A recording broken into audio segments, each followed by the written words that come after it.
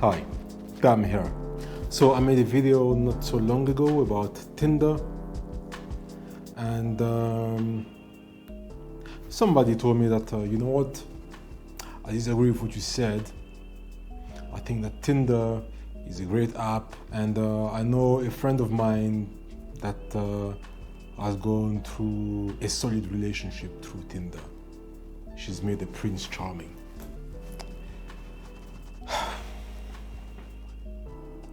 It's always a friend of a friend that meets Prince Charming on Tinder, right? It's never the person speaking themselves.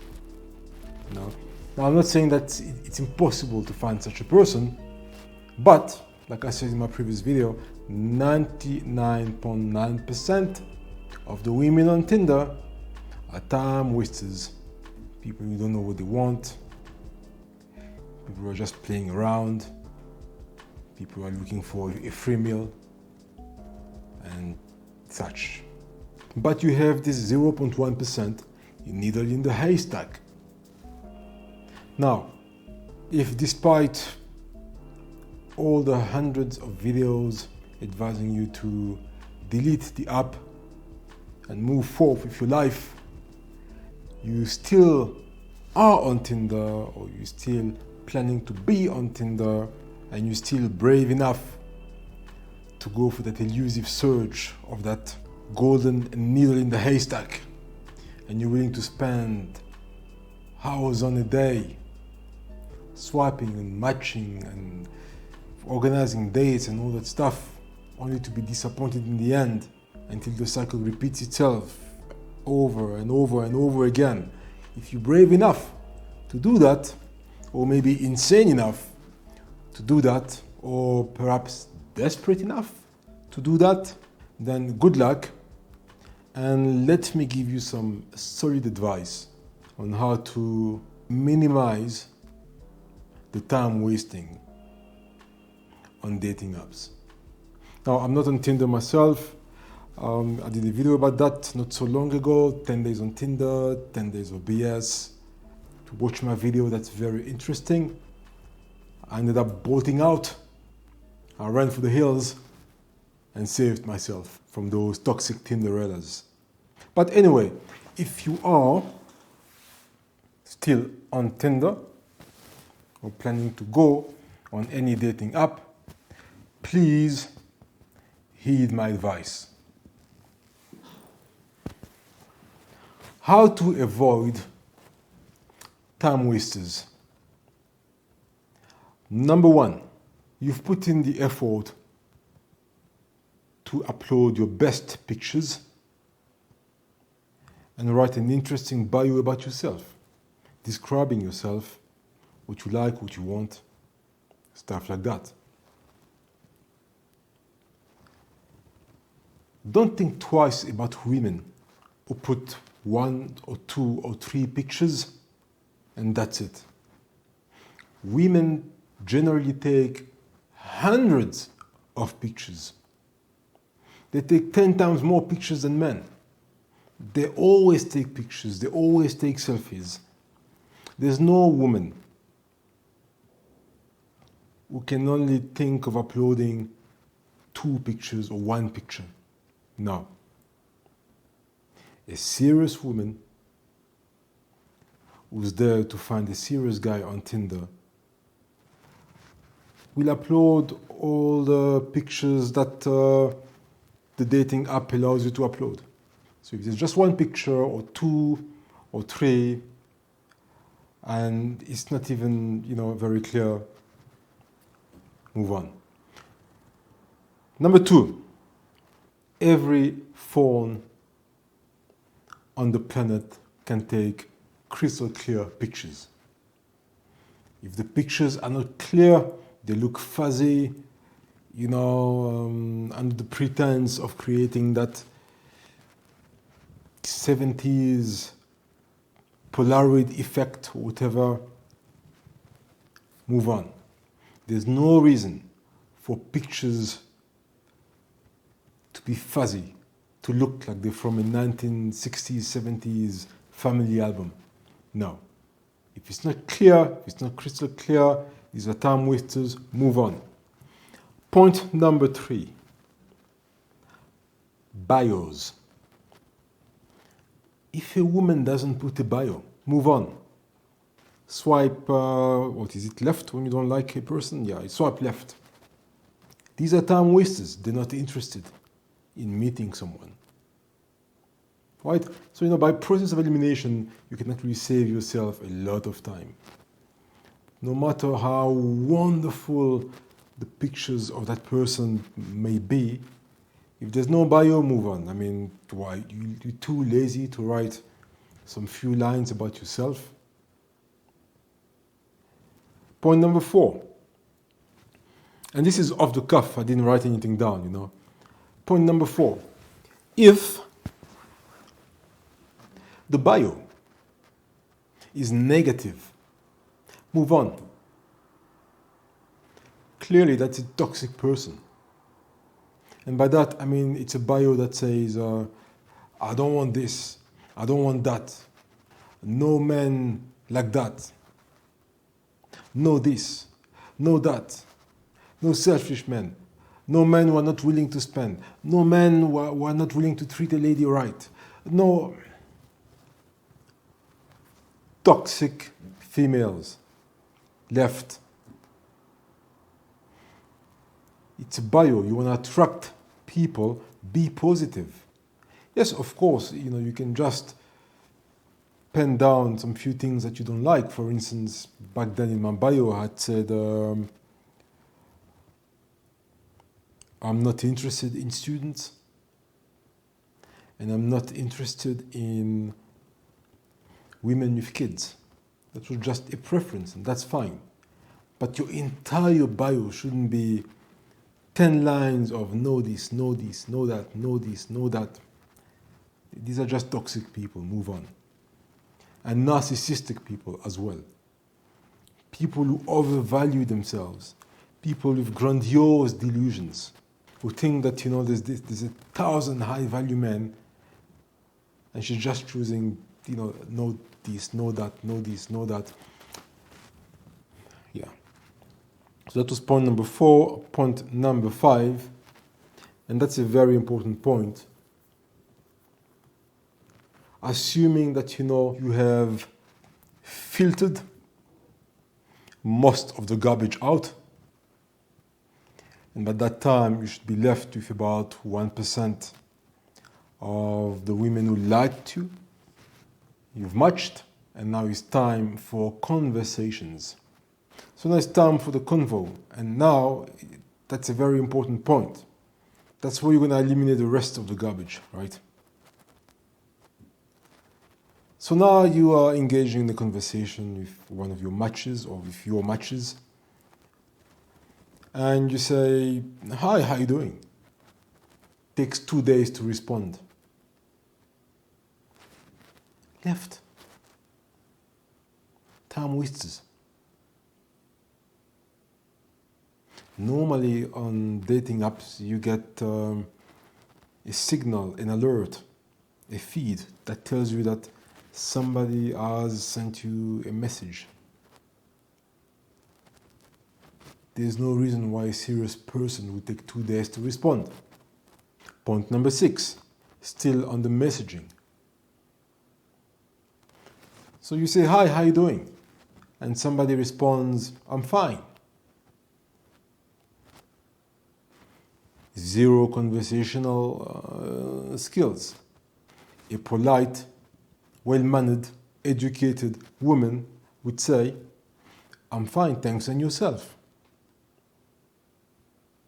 It has to be an engaging conversation when people are interested in each other. Okay, you give it another shot and you said, hey, so where do you live? And she responds, I live in XYZ place. And she leaves it there. All right, so just short answers. No interest in getting feedback, no interest in you. It's just yes, no, or answers, how are you? I'm fine. Where do you stay? I stay there. What do you do? I work. Just like short answers, one word answers, maybe 2-3 words maximum. No interest in stimulating a conversation. Basically, your conversations are on CPR. You are the one who is always resuscitating a dying conversation. Waste of time, left. Point number 7. Very important. Don't waste your time and energy with Tinderellas. You are a high value man, you're busy. You have a career. You have responsibilities. You're busy running around, you're busy at work, you're working 12 hours a day or even more. And when you're not working, somehow you're still working at home because, maybe you're taking care of other businesses, you're a busy man. And you've got your hobbies as well. You've got your areas you're passionate about, so you're very busy. And those time-wasting Tinderellas have to understand that you're very busy. Don't spend days going back and forth with silly messages. No. You've engaged with somebody, the conversation is going somewhere, so you haven't swiped left. You can have a conversation for a day, but the sooner you meet, the sooner you're going to cut down on unnecessary wastage of time. So that's point number 7. Don't waste time. You have a nice positive conversation for a day, the following day, make a plan. And here's what you do. The following day you tell that woman that has caught your eye or your interest that, hey, and that's what I was doing back when I was on Tinder, right? You tell her, hey, well, I enjoy talking to you. Let's meet this afternoon after work, even if it's just 30 minutes at Starbucks, just so that we see each other facially and, we get a feel of each other live. It's going to be interesting. If she's really into you, she's going to say yes. She'll be delighted. Even if she finishes work at 7 p.m., she still make 30 minutes. That's all you're asking for. 30 minutes to meet, just look at each other, say hi, and then you see after that, the conversations will be much, much better because, you're going to exchange numbers, you'll be off Tinder, you're going to WhatsApp each other or message each other. Don't waste time. And if a woman says, oh no, I can't today, then for sure, then the following day she can. She should be able to find 30 minutes of a day off work to meet you. Even if it means taking 30 minutes off the gym after work, or 30 minutes off any activity she's normally doing after work. Just like you sacrificing 30 minutes of your life, you're sacrificing 30 minutes of your routine, and she can do the same. Imagine this. Imagine this. You are rich and famous, Hollywood famous. Let's say you are, picture this, you are a Will Smith, a Leonardo DiCaprio, a Matthew McConaughey, an Idris Elba, a Daniel Craig. You are a Hollywood superstar. And you're on Tinder. And you're speaking to one of those Tinderellas.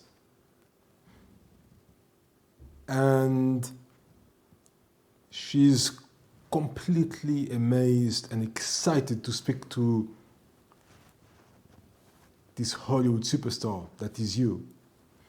And the following day you tell her, hey, you know what, I'd love to see you for just 30 minutes so we can see each other and I can see how you look like and how hear your voice, and that's going to be nice, it's going to be fun. Do you think that she would tell a Leo DiCaprio, a Will Smith, a Daniel Craig, an Idris Elba, a Matthew McConaughey, no, I'm too busy tomorrow, let's do that some other day? Come on. She will say, listen, I can meet you right now if you want. Tell me where you want to meet, right? Because she's interested. So that woman that you're interested in on Tinder should be interested in you in the same manner. So you set up an appointment or a request to meet her the following day, and she says, oh no, I can't make it now, I'm flying to this place, I'm going there. Left. Time wasters. You set up a quick meeting, and then you started conversing, and the following day you set up a meeting at Starbucks or something, something casual, just so you can look at the person live and hear their voice live, and their mannerism, the way they look, it's always different from pictures, right? So now you're having a conversation and you need to ask direct questions. Be very direct. Some of the questions you might have asked them in the conversation, but these are necessary questions. Now, this point number 8, all these questions should have been asked already in the conversation on day 1. Not the most pleasant questions sometimes, but they're necessary. What do you do? What kind of work do you do? Where do you live? Have you been married before? You divorced? Widowed? Never married? Do you have kids? If yes, how old is your kid? Or how old are your kids? Some women will read your profile, and it's happened to me. When I was on Tinder, they would read my profile. It's clearly written that I'm not interested in women with children, and yet they would match with me. And then I would ask them, do you have kids? And they'd say no. And then we'd go out on a date, and I'd ask again, do you have children? And she'd say, oh yes, I've got 2 kids. But, so that was point number 8. Ask all the difficult questions face to face. Are you healthy? It's good to know. Are you on chronic medications for any chronic illness? She could be epileptic on treatment. She could be diabetic, insulin dependent. She could be, you just want to know medical history of your potential partner. Early on, that's very important. She could be having some mental illness, but now on treatment. Maybe she's got bipolar mood disorder. Maybe she used to be on antipsychotics. Maybe she's still on antipsychotics. Maybe she's on antidepressants.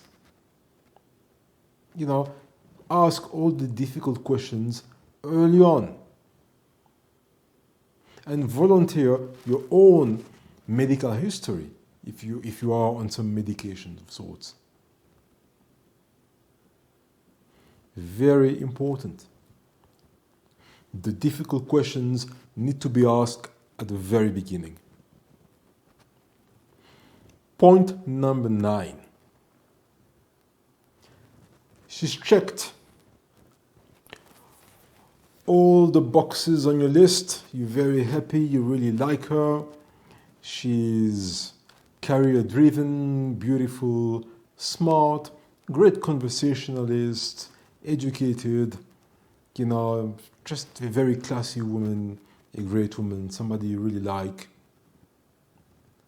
And now that date was perfect. You both had a lot of fun, and it's quite clear. You can see that you're going to be intimate. Avoid one night stands. Avoid them like the plague. But if you can't avoid them, make sure, absolutely sure, that you use protections. You have to use condoms.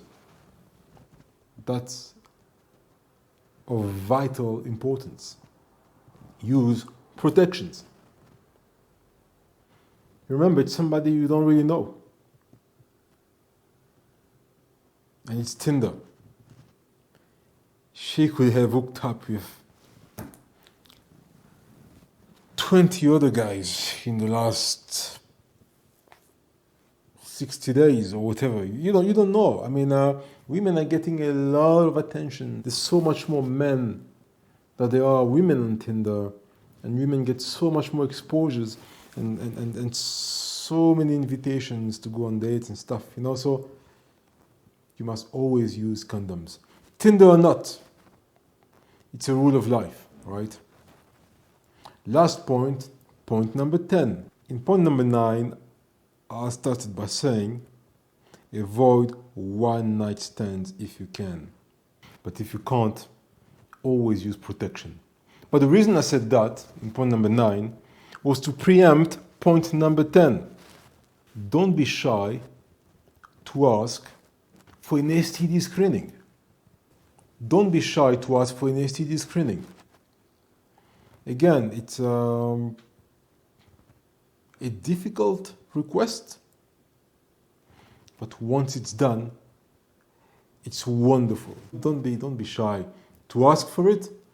I know it can be awkward, it can be a mood killer, but a responsible woman would be glad that you're making this request, actually, and she'll be thankful to you, and that's going to strengthen your relationship like you won't believe, because you'll all feel so much more attracted to each other, knowing that you're both healthy and all that stuff, So those are my 10 points to make your Tinder experience less painful if you insist on going on Tinder or staying on Tinder. But remember, the very best option here is to never go on Tinder and delete the app immediately if you are on Tinder. Because the truth is, Tinder is a complete waste of your time. You're much, much better off approaching women, on the streets, not at work, but, live, basically. Women that come your way in the supermarket, at the gym, at a function, at some venue you're attending, in a restaurant. There's so many. It's so much better because it's live and you're gonna avoid a lot of heartaches. The person you see and you approach, exactly what you're looking at, rather than looking at some filtered pictures, and then when the date comes in, she's nothing like a picture. She looks.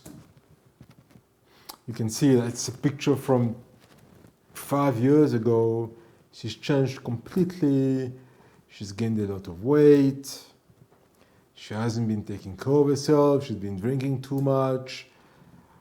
And you're just not happy, And now you have to be polite, so you stay on the date, but you're not very happy, avoid all that stuff. Avoid Tinder. Tinder is a waste of your time. Cheers.